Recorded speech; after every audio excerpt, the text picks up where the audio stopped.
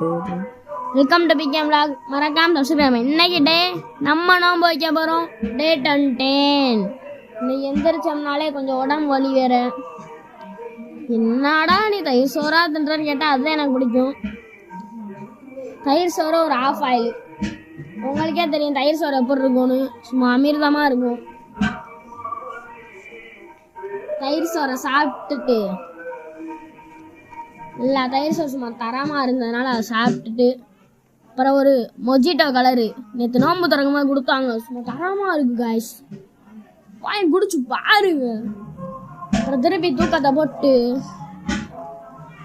எந்திரிச்சு பார்த்தா மணி சாயங்காலம் 4:43. நோம்பு கஞ்சி வாங்கினாட்டி வீட்டில் கத்துவான் இல்லைன்னு மூஞ்சியை கழுவிட்டு பள்ளியாசலுக்கு ஒரு ரூட்டை விட்டோம்னா சும்மா கரெக்டாக இருக்கும்.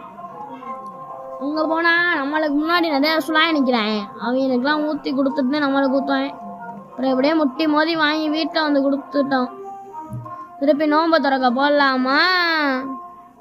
போய் நோம்பு திறந்தா ஒரு மூஞ்சில் கொஞ்சம் எட்டி பார்க்குதாருங்க. போய் நோம்பு திறந்துட்டு அப்புறம் நைட் சாப்பாடு ஒரு காடை ஃப்ரை, காடை கடைச்சி தின்ட்டோம்னா வேலை முடிஞ்சு. அப்புறம் காடை சாம்பார் சோறு